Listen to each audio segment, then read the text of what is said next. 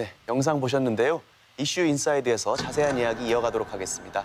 오늘 출연자분들 소개합니다.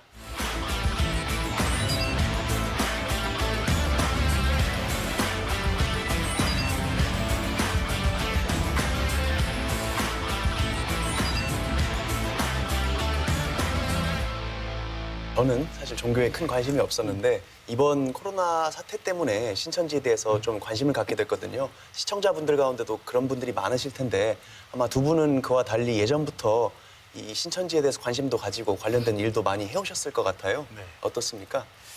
저는 이제 한 10여 년 정도 일을 했거든요. 네. 그러니까 10여 년 전에 제가 알고 있는 우리 가톨릭 신자 가정의 어떤 두 딸이 신천지에 빠졌다고 어머니께서 도움을 요청하셨어요. 예. 근데 그때는 사실 솔직히 저도 신천지에 대해서 자세히 몰랐어요. 그냥 나쁘다, 뭐 사입이다, 이단이다 이런 정도는 알았지만 잘 몰랐었는데 그 딸이 신천지에 빠졌다는 걸 알고 도움을 청해서 그때부터 이제 제가 신천지를 이제 연구하고 공부하면서 지금까지 왔고요. 그리고 우리 천주교에서도 천주교 신자들도 많이 그런 사이비들의 좀 영향을 받고 빠지는 경우가 있어서 전체적인 차원에서 대책위원회를 만들고 그리고 그 빠져있는 신자들 또 도움을 청하는 사람들에게 우리가 도움을 주자 해가지고 유사종교 대책위원회를 이렇게 만들어서 네. 지금 전국적으로 우리 이 가톨릭 전체의 교구마다 또 지역마다 그 담당자들이 있고 이렇게 함께 활동을 하고 있습니다. 네. 소장님은요? 예, 저는 우리 형님이 그 이단 상담소 협회 대표 회장이신데 이단 사역을 오랫동안 하셨어요. 한 40년 정도 하셨는데 오랫동안 곁에서 보면서 이단에 빠지면 그 가정이 파괴되고 또 중독돼 가지고 삶이 엉망이 되는 그런 과정들을 보는데 이단 상담을 통해서 이제 가정이 회복되고 삶이 회복되는 그런 모습들을 보면서 이 이단 사역이 너무나 귀한 일이구나. 이 일을 정말 나도 해야겠구나 이런 생각을 해서 이단 연구를 하게 됐고요. 그리고 그때부터 이제 신천지에 대해서 관심을 갖게 됐죠. 그러셨군요. 예. 혹시 뭐 우리 고정 패널 두 분은 원래부터 좀 신천지를 잘 알거나 관심이 있으셨나요? 그 사건들이나 사태를 보면 정말 이렇게 신기했었어요. 그래서 처음에 호기심으로 많이 봤던 것 같아요. 어떻게 하면 신이 아닌 인간에 집중해서 인간을 신격화하고 또 영생을 얻는다는 그런 여러 가지에 저렇게 많은 사람들이 또 국내뿐만 아니라 세계에 있는 많은 사람들이 어떻게 저렇게 인간 한 사람한테 집중할 수 있을까? 저는 이제 그런 데서 너무 이게 좀 신기한 일이다 뭐 이제 이런 정도의 관심이 있었죠. 네. 그렇군요. 그러니까 잘 모르는 분들은 다 그런 반응을 보여요. 네. 아니 어떻게 저게 빠질 수 있냐, 참 희한하다, 신기하다. 네. 근데 그쪽에 어떤 그 교리라든가 성경 공부라든가 그 시스템 속에 걸려들면 네. 그렇게 얘기하는 사람들이 다 빠져든다는 거죠. 빠져들 수밖에 없는 네, 어떤 그렇게 장치가 돼 있나 그 보죠. 구조가 아주 그렇게 돼 있기 때문에. 네, 저희 입장에서는 이해가 안 되는 거예요. 우리 지역 이야기를 해보면요. 우리 네. 지역 안에도 뭐 신천지 교회나 센터나 이런 것들이 있을 거 아닙니까? 그 숫자가 얼마나 되며 혹시 신도가 어느 정도 되는지 이렇게 파악하고 계신 게 있나요? 예.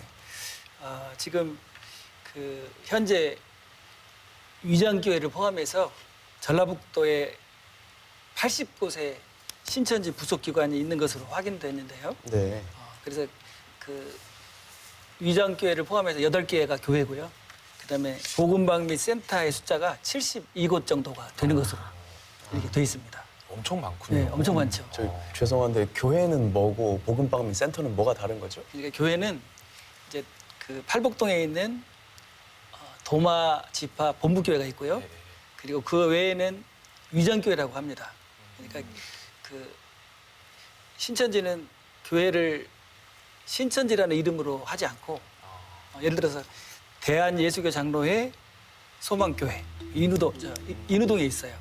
또 이런 식으로 그 정통교단 이름을 빌려가지고 위장교회를 만들어서 예. 이제 우리 신천지가 아니고 정통교회인 줄 알고 갔다가 이렇게 미혹되고 빠지게 되는 경우죠. 네. 위장교회가 7개가 더 있어요. 그리고 이제 그 복음방은 이런 카페나 아니면 이런 데서 포섭 대상을 편안하게 이렇게 이제 차 마시면서 밭고르기라고 하는데 마음을 준비시키는 그런 과정을 해요. 일주일에 한두 번씩 만나가지고 네. 이런 장소를 복음방이라고 하고 센터는 이제 복음방을 통해서 마음이 준비된 사람을 본격적으로 신천지 교리를 교육시키는 네. 그런 과정인데 이제 센터에서 6개월 정도, 6, 7개월 정도를 집중해서 공부를 시킵니다. 이게 월화목금 하루에 3시간씩. 말씀만 들어봐도 상당히 이렇게 네. 포교나 전도 방식이 좀 체계적이고 체계적이에요. 조직이 시스템화되어 있다는 느낌이 드는데요. 또 우리 지역에 신도들도 많이 있습니까?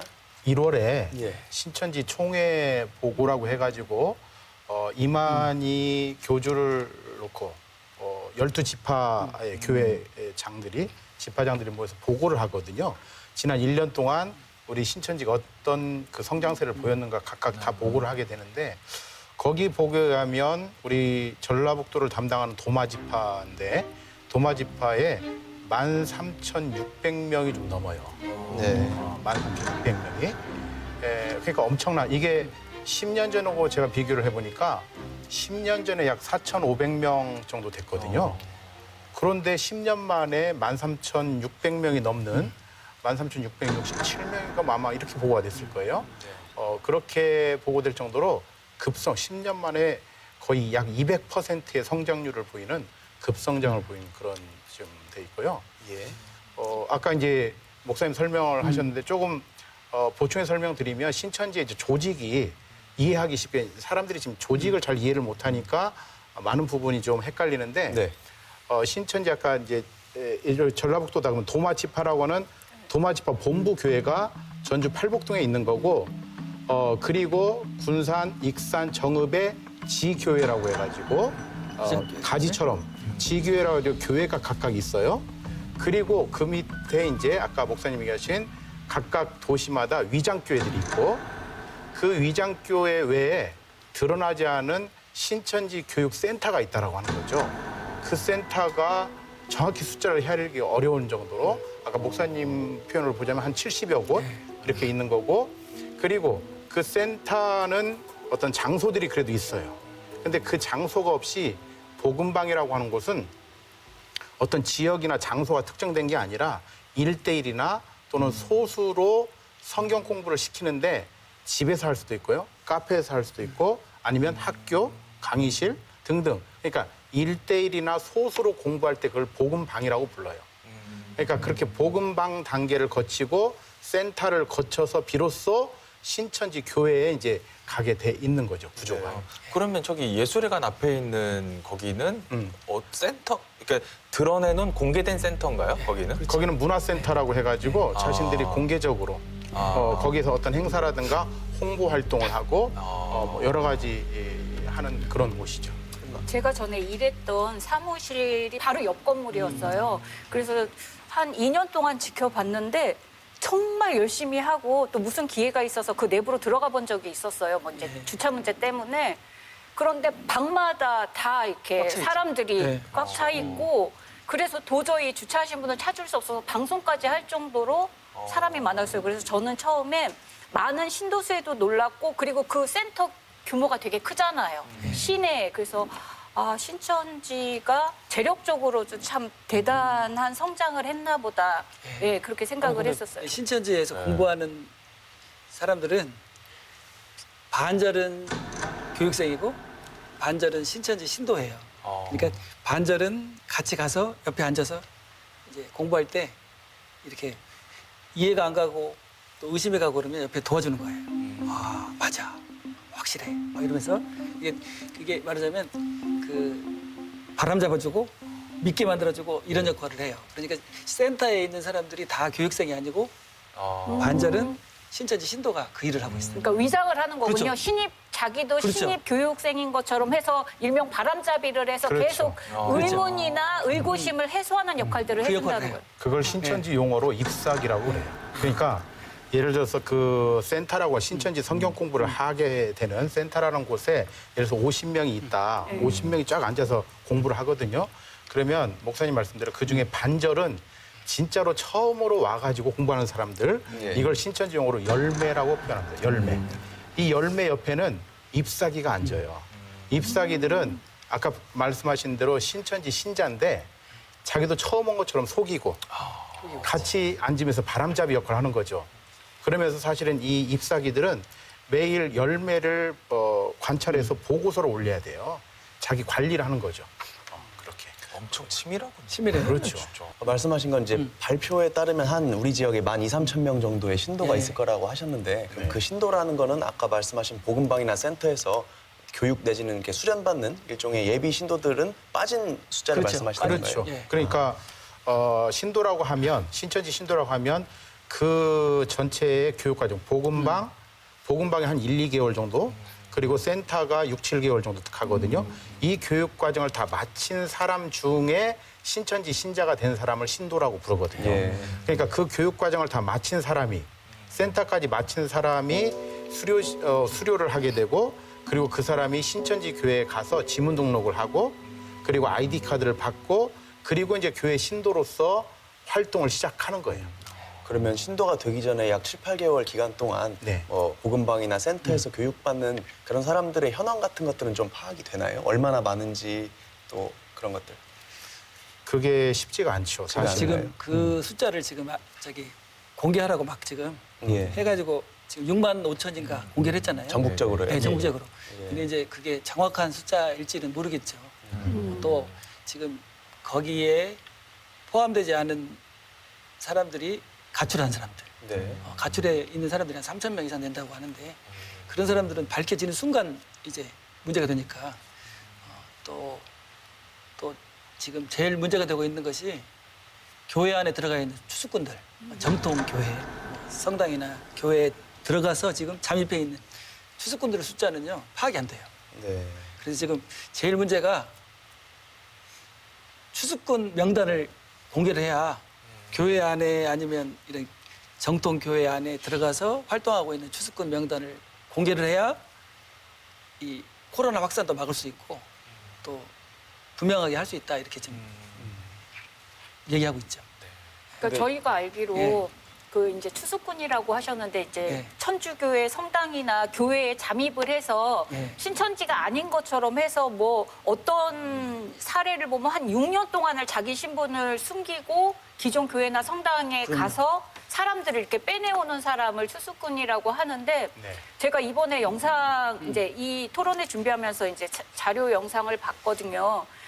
아, 근데 그 뭐라고 할까요? 거기에서 사람을 조직하는 방법을 교육을 시키는데 그럼요. 심각해요. 정말 세밀한 부분까지 거짓말, 뭐 시나리오, 각본, 뭐 배우 동원하듯이 이 조직 동원을 그럼요. 하는 거를 정말 잘 가르치더라고요. 그래서 이제 제가 그런 자료를 보면서 느낀 게 아, 저렇게까지 하면 이겨낼 사람이 별로 없겠다. 이럴 생각이 들 정도로 정말 치밀하게 계획을 하더라고요. 그러니까 그들 조직이 이제 예를 들어서 아까 우리가 12,000명이라고 했잖아요. 예. 그러면 아주 그냥 단순하게 얘기를 말씀드리면 12,000가지의 전도 방법이 나오는 거예요. 그러면 우리가 상상할지도 못했던 방법들이 다 동원이 되는 거죠. 그렇게. 근데 이제 뭐 다른 종교의 신자를 이렇게 빼내는 과정에서는 뭐 비밀리에 해야 되니까 좀 밀행적으로 폐쇄적으로 한다는 부분 이해되는데 이미 신도가 된 분들도 꼭 그렇게 예배나 호교를 비밀스럽게 폐쇄적으로 할 필요가 있나요? 그 신분이 노출되는 순간부터는 네. 그 신천지 활동을 할 수가 없는 거예요. 아, 그런가요? 예. 왜냐하면 대사회적으로 또 그 우리 개신교 교회라든가 천주교 안에서 신천지는 사이비로 이단으로 이미 판명이 났고 늘 그 교육들이 되어 있잖아요. 그러니까 예를 들어서 어떤 사람이 신천지 신도다라고 하는 노출이 되면 네. 그 사람이 접근해 왔을 때 그 사람이 뭔가를 같이 하고자 했을 때 같이 하려는 사람이 아무도 없죠. 네. 그러니까 신천지는 가장 큰 생명이 전도 활동이거든요. 이들은 모두가 전도 활동에 목을 매는 건데 그 전도 활동을 일차적으로 할 수가 없는 상황이기 때문에 신분을 철저히 속이려고 하는 거죠. 이 교리 자체가 예. 너무 허무맹랑하잖아요. 그 인간을 재림주로 구원자로 그리고 이만희를 믿으면 육체 영생을 한다. 이만희 총회장도 육체 영생을 말하자면 예수님의 영이 들어와 가지고 지금 재림한 예수님이다 막 이렇게 주장을 하니까 이거 자체를 그냥 그대로 속이지 않고 하면 믿을 사람이 없죠. 지탄을 받게 되니까 이제 자연스럽게 속이는 거죠. 그래서 지금 그 대부분 신천지 신도는 그 80% 정도가 가족들이 모르는 그런 신천지 교인이 80% 정도 된다고 그래요. 예. 그 이만희 교주를 이 시대의 구원자로 이 시대를 메시아로 이렇게 둔갑시켜서 이렇게 가르치는데 아까 말씀하신 대로 그걸 대놓고 얘기를 하면 아무도 안 믿죠.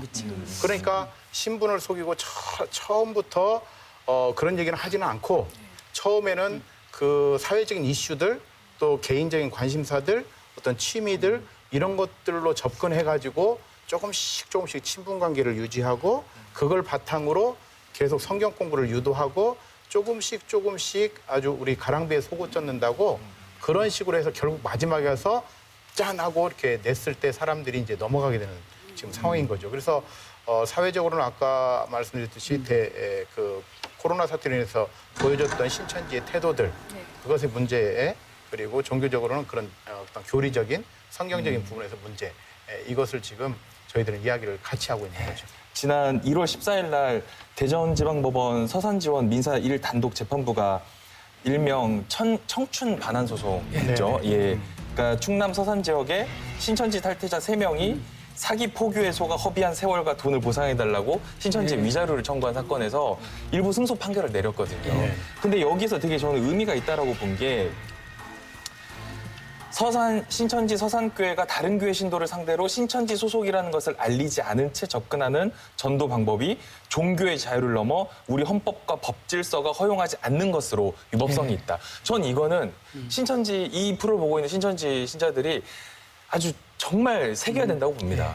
당신들의 종교 자유는 인정은 하지만 우리 법에서 금지하고 있는 걸 넘어서는 것은 이건 아니고 이런 지금 신천지 어떤 이런 전도 방식이 우리 법원이 위법하다라고 명확하게 판결을 내렸기 때문에 더 이상은 교단 차원에서 더 이상 이런 식의 전도는 우리 모두를 위해서 안 하시는 게 좋을 것 같네요. 맞아요. 진짜. 예. 근데 신천지 교리를 보면 그러니까 현실 사회, 현세에 대해서는 큰 비중을 안 두잖아요. 별로 의미가 없기 때문에 예를 들면 젊은 친구들도 굳이 직업을 가지라고 하지도 않고 예를 들면은 제가 이제 듣기로는 적금도 들지 말아라. 하나님 앞에 모든 거를 다 내고 재산을 다 바쳐라. 뭐 이제 이런 식으로 현실을 무시하는 거기 때문에 이분들한테 헌법이란 그리고 이 사회의 규범이나 제도는 정말 무의미하겠구나. 그래서 자기네 교리를 믿으면 질병조차도 자기를 해야 하지 않을 거라고 믿기 때문에 이 코로나 사태가 커지는데 그러니까 이게 지금 그 신천지는 자기만의 왕국이 지금 천년 왕국이 시작됐는데 뭐 연호도 따로 쓰더라고요. 그렇죠. 지금 예. 신천기 37년이라고 그러잖아요. 예. 그러니까 이제 이게 14만 4천이 인을 받고 그다음에 신천지 왕국이 이제 그 이루어지면 낙원이 된다는 거예요. 완전히 꿈을 꾸던 낙원이 이루어지는데 14만 4천의 순교한 영과 14만 4천 명이 그 영이 이제 이만희 씨에게는 예수님의 영이 들어와서 재림이 이루어졌고요. 그다음에 14만 4천 명은 14만 4천 명의 목 베어 죽인 요한계시록에 나오는 영이 들어와 가지고 육체 영생을 하게 된다는 거예요. 그렇게 되면 이제 왕 같은 제사장이 돼서 이 세상을 다스리는 왕처럼 삶을 살게 된다. 이제 이게 말하자면요. 그러니까 이 땅에 이제 뭐 공부하고 또 직장 생활하고 가정 생활하고 이런 것보다 더 중요한 게 뭐냐면 14만 4천에 들어가는 거예요. 근데 신도수는 14만 4천 명 넘었잖아요. 그러니까요. 근데 이제, 그렇죠. 근데 이제 왜 아직 14만 4천 명만 채워지면 이루어진다 이렇게 했는데 네. 14만 4천이 넘으니까 이제 뭐라고 하냐면 그 중에서 14만 4천이 인침을 받고 나머지는 흰부리가 된다. 그러니까 흰부리는 뭐냐면 그냥 백성이고 14만 4천은 왕이 된다는 거예요. 왕처럼 누린다는 거예요. 그러니까 그러니까 서로 막 무한 경쟁이에요. 지금 14만 4천 속에 들어가야 되니까. 그래서 더 막 그럼요. 전도하고 더 그러는 거군요. 예, 전도하고 또 이제 출석하고 헌금하고 공부해가고 시험 보고 뭐 이런 것들이요 실적을 쌓는다고 그래요. 요게 다 준비가 돼야 거기에 들어간다. 그러니까 다단계 같네요. 그렇죠. 다된 그렇죠. 그러니까 14만 네. 3천에 들려면 네. 전도를 해야 되고 활동을 해야 된다는 거죠. 그렇죠. 그러니까 막 적극적으로 할 수밖에 없는 거고 말씀하신 대로 신천지는 어떻게 보면 초현실주의예요. 그러니까 현실에 살면서도 이 현실을 인정하지 않아요. 그들이 이게 신천지의 현실. 그래서 신천지에서는 사실 국가적인 법, 어떤 우리의 도덕적인 기준들 이게 전혀 의미가 없고 오로지 이만희 교주가 이만희 총회장이라는 사람이 내리는 지시, 그 사람이 말하는 이 모든 것이 규율이고 규범이고 법이지 이 세상의 것은 그들에게는 크게 그렇게 영향을 주지 않고 있죠. 네. 이렇게 들어보면은 경제적인 착취, 노동력인 착취도 그럼요. 좀 있는 것 같고, 그다음에 이제 우리 사회에서 눈을 보자면 또 이혼이라든지 가출이라든지 그럼요. 이런 가정 파괴의 문제도 좀 있는 것 같은데 실제 상담하면서 그런 사연들 많이 접하시나요? 많죠. 뭐 지금 이혼한 분들도 많고 그리고 그 대학생들이 학업을 포기해버려요. 이제 14만 4천에 들어가는 것이 더 중요하기 때문에 그럼 공부할 필요도 없고 그렇죠. 취업 준비할 지금 필요도 공부가 없고. 무슨 중요하냐 이거죠. 네. 가정이 뭐가 중요하냐. 그러니까 네. 신천지를 반대하는 아내가 있다 그러면 이혼해버려. 14만 4천 때문에 그 교리가 그렇게 그리고 심지어는 자녀들이 집을 나가버리죠. 가출. 그래서 지금 그 수천 명이 된다고 하는데 가출한 주부들 또 가출한 학생들이 상당히 많아요. 그러니까 신천지에서 왜 사람들이 그러면 신천지에 이렇게 열광하고 가는가? 왜 젊은이들이 하는가? 네. 그것이 금방 목사님 말씀하신 그런 부분인데요. 그러니까 핵심은 그거예요. 14만 4천 명에 들어서 그들은 14만 4천 명에 들면 몇 가지 혜택이 있는 거예요. 첫 번째 혜택은 육체 영생한다는 거예요. 안 죽는다는 거예요. 두 번째는 왕 같은 제사장으로 이 세상을 자기들이 다스린다는 거예요. 그래서 제가 만나서 어떤 청년은요, 자기는 14만 4천에 들면 자기는 스페인을 다스리겠다는 거예요. 자기가 왕이 돼서. 그런 식으로 그런 환상을 가지는 거예요. 자, 육체 영생하죠. 왕 같은 제사장이 되죠. 그리고 14만 4천 명을 뺀 나머지 사람들, 이제 우리 같은 사람들을 그들은 뭐라고 하니 흰물이라고 그래요. 흰물이. 흰물이를 다스리는 거예요. 그 왕이 된다는 것은.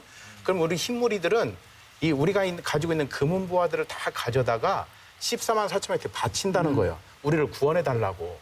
그러니까 세상 금은 부하가 다 내 거야. 그죠? 그 다음에 결정적인 게 또 하나 뭐가 있냐? 자기가 자기 가족들을 구원할 수 있다는 거예요. 가족들을. 그러니까 보세요. 14만 4천 명에 뽑히기만 하면 내가 세상을 다스리는 사람이죠. 금은 부하가 다 내 거죠. 내가 가족들을 구원할 수도 있죠. 그러니까 얼마나 큰 이게 메리트가 있어요. 이 사람들에게. 그게 진짜라면. 그러니까 지금 학교 다니면서 스펙을 쌓을 이유가 없는 거예요. 그거 공부할 시간이 없는 거예요. 신천지 활동을 해서 13만 4천 뽑혀야지. 지금 사실 다른 일반 종교보다 젊은 사람들이 좀 많은 것이 특징이라고 하는데 예. 사실 영생은 뭐 나이 많은 사람도 하고 싶을 수 있고 네. 왕이 돼서 다스리고 하고 있는 거는 다 노인들도 하고 싶을 수 있잖아요. 네. 그런데도 불구하고 젊은 대학생층이나 이렇게 두텁다는 건 물론 또 교리적인 매력도 있겠지만 그 종교 차원에서 접근하는 것도 대학생들에게 조금 목표로 하는 것이 이유가 있지 않을까요? 그렇죠. 이 대학생들은 속이기가 쉬워요. 속이기가. 감수성도 예민할 뿐 아니라 가족들에게도 속이기가 쉽잖아요. 그다음에 이제 젊었을 때 이 꿈을 향해서 나아가야 되는데 이제 뭐 그 직장 취업도 잘 안 되고 사회적으로도 어렵고 이러니까 그 신천지 교리에 매료되는 거예요. 아, 내 인생을 여기다 쏟아부어도 되겠구나. 뭐만 되면 14만 4천 안에 들어가기만 하면 되니까. 그러니까 아마 그래서 그렇게 매력을 느끼는 것 같아요. 젊은 사람들이. 그러니까 그냥 젊은 사람들이 이 신천지에 빠지게 되면 인생을 다 바쳐버려요. 거기다. 제가 상담했던 그 대학생 청년들 보면 하루에 김밥 한 줄 먹고 하루에 4-5시간씩을 포교하는 데만 써요. 아무것도 안 하고 학교도 자퇴해버리고. 그러면서도 너무너무 막 행복해하는 거예요. 왜냐하면 내가 뭐 어디에 들어가면 된다. 14만 4천에만 들어가면 된다는 거예요. 그러니까 그리고- 저도 상담을 했던 케이스에서 보면 네. 그 젊은 청년들이 제가 이제 성경을 가지고 왜 잘못됐는가를 알려주면 아이들이 그래요. 오케이, 신부님 얘기를 들으니까 진짜 성경이 잘못됐다. 우리가 배웠던 것이 잘못됐다. 그런데 나는 신천지가 너무 행복하다. 이곳에서가 내 인생에서 최고 행복한 시간이고 나는 결코 이 행복을 포기할 수 없다. 나는 사실은 종교적으로 크게 믿지는 않는다. 근데 내가 여기서 행복하고 내가 여기서 내 삶의 의미를 찾았다. 이렇게 얘기를 하거든요. 네. 그러니까 그것은 아까 말씀하신 대로 우리 사회가 젊은이들에게 미래에 대한 희망, 어떤 꿈을 펼칠 수 있는 시간들 이걸 주지 못하고 불안과 두려움이 있잖아요. 네. 한번 실패하면 그냥 끝나는 사회가 돼버리니까. 그런데 그렇게 늘 불안하고 두려운데 신천지에 가보니까 나와 똑같은 청년들이 엄청 많아. 그리고 비슷한 그것을 공유를 해. 네. 그러면서 서로 위로하고 서로 함께하고 고민 나누고 그러면서 같은 14마스지나 목표를 향해서 같이 막 달리는 거예요. 거기서 그러니까 동질감, 그렇죠. 예, 유대감 행복감을 이런 느끼는 거. 거죠. 그리고 이제 청년의 특징이 있어요. 청년은 열정도 높고 그리고 순수하고 그렇죠. 뭔가 정의로운 마음이 많은데 사실 현실에서 지금 현재의 어떤 이제 종교를 보면은 우리를 실망시키는 부분들이 많잖아요. 예를 들면 세습의 문제, 그리고 뭐 횡령이나 부정부패, 뭐 심지어는 성적인 문제까지 포함해서 지금의 이제 어떤 신앙에 대한 부분들이 정말 많이 타락했다라고 하는 모습. 근데 그거를 신천지가 교묘하게 이제 파고드는 거죠. 그래서 기존의 교회를 비판하면서 새로운 어떤 참된 신앙생활을 하자고 꼬시면은 맞아요. 그런 어떤 청년들의 특수성 때문에 정말 많이 넘어간다는 정의감 거예요. 이런 것 때문에. 예. 네. 그래서 저는 이번 기회에 그렇게 빠지는 사람에 대한 비난보다는 오히려 기성 교단, 기성 어떤 신앙을 하시는 분들의 어떤 자기 돌아봄도 필요하겠다. 왜냐하면 이 청년들의 마음을 교회에서 받아줘야 되는데 맞아요. 사실은 어떻게 보면 그 교회도 보면은 세대 간의 갈등, 청년들을 소통하고 끌어안아주고 이해하는 이런 문화가 좀 부족하지 않나 그런 생각을 해봤거든요. 저는 맨 처음에 그런 뉴스를 봤을 때 청년들이 많이 믿나 보다 그냥 이 정도만 이해를 했어요. 그런데 지난 3월 4일 질병관리본부 그 중대본에서 발표한 거를 따르면 20, 30대 청년이 41.4%거든요. 저는 너무 놀란 거예요. 근데 대구 지역 확진자만 봤을 때에는 절반 이상이 20, 30대 청년이에요. 저는 너무 놀란 거예요, 거기서. 이게 굉장히 심각한 문제구나. 근데 왜 이게 심각하다고 저는 더 느꼈냐면 지금 이만희 교주를 보더라도 이만희 교주는 정상적인 생활을 하다가 갑자기 신천지를 만든 게 아니잖아요. 꾸준히 그 이단에 몸담고 있다가 결국 사이비 이거를 만든 교회를 거잖아요. 전전하다가 그렇죠. 근데 제가 연구 자료를 보니까 사이비 종교에 한번 맛을 들인 사람은 계속 사이비 종교에 그렇죠. 머문다고 하더라고요. 그래서 저는 지금 이렇게 많은 20, 30대 청년들이 그런 데 빠져서 지금 제2, 제3의 이만희 교수가 나오면 야 이거야말로 정말 그렇죠. 큰 문제 아닌가 이런 생각이 우리 전라북도도 마찬가지. 전라북도에 사실 청년들이 전체적으로 참 없잖아요. 그럼에도 불구하고 이 전라북도 도마지파에 소속된 청년들이 거의 3,000명 가까이 돼요. 3천 명. 예, 엄청난 거죠. 이거 전라북도 전체 인구에서 이 청년이 차지하는 비율을 생각해보고 하면 또 지역 사회 개신교나 천주교에 나오는 청년들을 생각해보면 도마지파에 그 정도 있다는 건 엄청난 거죠. 두 분은 뭐 그런 상담을 업으로 하시니까요. 예. 그 기존의 신천지에 몸담았다가 이제 탈퇴를 하는 사람들을 많이 보실 거 아닙니까? 또 그 사람들이 보는 이 사태나 돌아보면서의 그 관점은 또 남다를 것 같아요. 어떻게 생각을 하나요? 그 제가 이제 연락하고 있는 사람들, 나온 사람들 그리고 나온 사람들을 통해서 그 안에 있는 사람들 연락되는 분들 이렇게 얘기를 들어보니까 이번 코로나 사태에 대해서 신천지 시각이 왜 국민적인 지탄을 받게 되냐면 이게 질병적인 차원, 국가적인 어떤 사태 속에서 온 국민이 마음을 모으고 힘을 모아서 이 질병의 감염을 확산을 막아야 되는데 신천지 시각은 첫 번째로 이게 마귀의 짓이다. 신천지 성장을 막게 하려고 하는 이렇게 이만희 교주가 딱 규정을 지었어요. 그러면서 우리가 가장 큰 피해자다라고 얘기를 하고 그다음에 이제 또 성경에 빗대어서 이게 신천지 세상이 세계가 이루어지기 직전에 일어나는 환란의 시대다 성경에 보면 그런 거로 규정을 해버리니까 그 안에 있는 사람들이 그런 시각으로 바라봐요. 그래서 지금의 신천지에 있는 사람들은 지금이 그렇게 자기들 세상이 이루어지기 직전에 있는 환란, 혼란, 마귀들의 그 짓이고 이 안에서 지금 자기들은 더 믿음을 강하게 가져야 된다, 결속해야 된다. 그래서 코로나 사태로 많은 그 신천지에 대한 이미지 타격은 있었지만 그 안에 좀 흔들렸던 사람들은 나오기도 하지만 이제 이 골수로 그 안에 더 깊은 신앙을 가진 사람들은 이만희 교주가 막 국민을 향해서 사죄한다고 절을 2번이나 했죠. 이런 걸 보면서 죄 없는 우리 이만희 총회장님께서 우리를 대신해서 저렇게 사죄하는데 너무 안타깝고 미안하고 그래서 우리는 더 믿음을 강하게 가져야 된다. 흔들리면 안 된다. 라고 지금 이야기하고 있다는 거예요. 안타깝죠, 정말. 저희가 이제 가족으로서 또 사회가 이들을 어떻게 바라보고 대해야 되는지 지금 이야기를 나누고 있는데요. 일단은 아까 이야기한 어떤 교육받고 있는 교육생이나 수련생들도 이렇게 명단을 확보하는 데 있어서 어떤 조치가 필요하다고 보시나요? 제 생각에는 그 공권력을 통해서라도 그 정확한 그 인원을 파악해가지고 해야지 이 코로나 사태도 해결될 수 있고 그리고 이제 사회적인 문제도 해결될 수 있다고 생각을 해요. 그 숨겨져 있는 것을 찾기 위해서는 어쩔 수 없어요.